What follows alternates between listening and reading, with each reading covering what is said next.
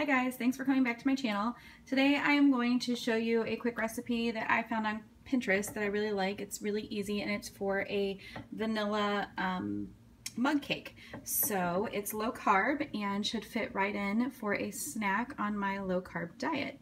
So stay with me and I will show you how I use all of these ingredients to make the mug cake.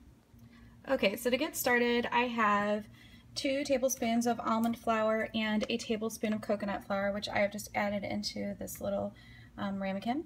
And then I have a 1/4 teaspoon of baking powder and a dash of salt, which is in here. And then this is a tablespoon of stevia, and you can use an equivalent of your sweetener of choice.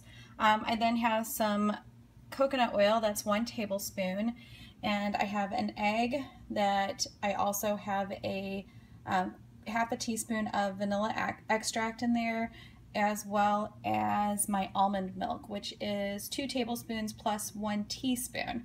The recipe will be in the down bar, and you can feel free to get it from there. I know I may have sped through that. You'll also need a mug, and I like to mix mine in a separate container, but you can do whatever you'd like.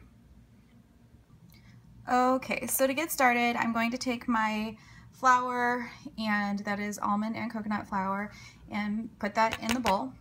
And then I'm going to take my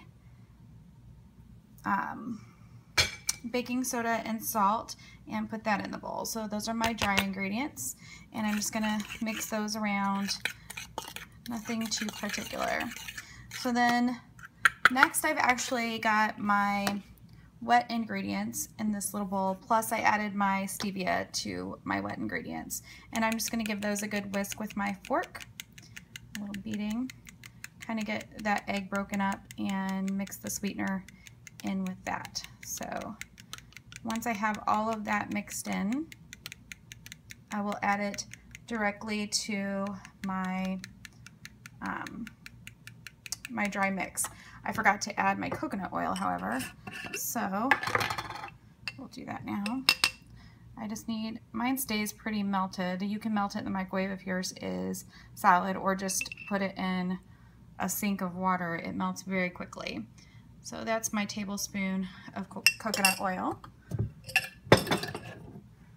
So now I will mix that together carefully. It's a little small. Okay. So once I have that mixed together, I'm going to go ahead and pour all of my wet ingredients into my dry ingredients. And then you can see this is what it looks like. I am going to then stir it up with my fork, incorporate all of those ingredients, get it well blended. And then once I have that all done, I will be right back.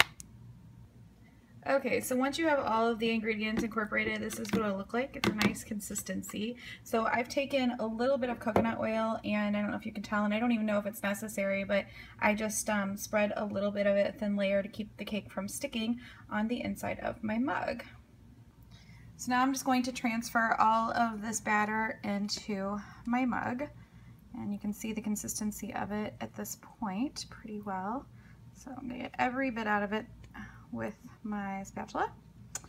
And then what it calls for is to stick it in the microwave for 1.5 to 2 minutes, and until a toothpick inserted in the middle comes out clean. So that's what I am going to do.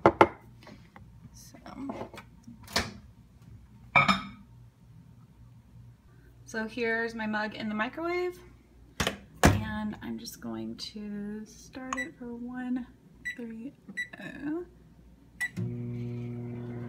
initially, so we'll see. I don't know if you can see it or not, but it looks like my mug has my cake has expanded out of my mug. So let's see. Looks pretty promising. Let's see how well done it is so far. So I'm just going to take my toothpick and insert it. Comes out clean. So, yay! Oh no, some of the dye on my toothpick came into my cake. Isn't that amazing? Okay, so I think I'll let it set for just a minute, and then I will remove it and put it on the cake, or on this plate, and then we'll see how it turned out. Okay, so let's see how it comes out. I'm just going to try and invert it onto my plate. Beautiful. It came out nice and clean. So while that was cooling down just a bit, I just whipped up a little bit of whipped cream with some vanilla in it. I'm going to, well, here, before I go dressing it, let me cut it in half for you and show you what it looks like. Set this down. Okay, so here's what we have.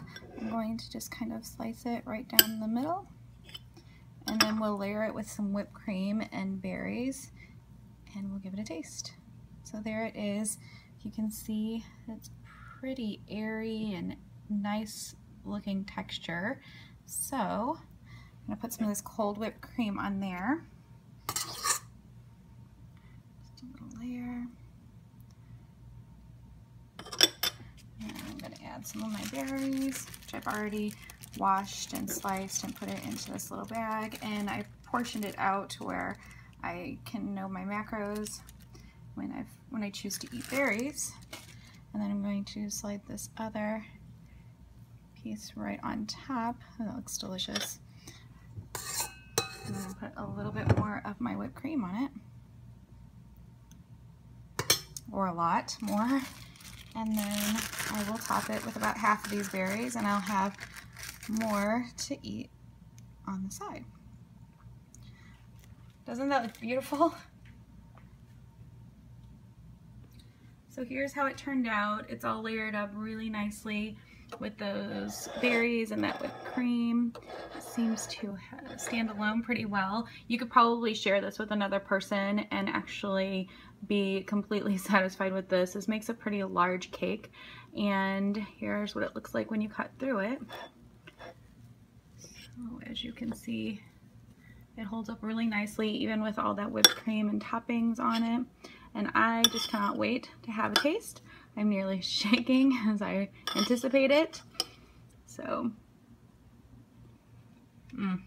yep, that's delicious. That's a winner. I hope you enjoy, and if you decide to make this, please send me a comment letting me know how it turned out for you, and please subscribe and share this video. And until next time, I'll see you.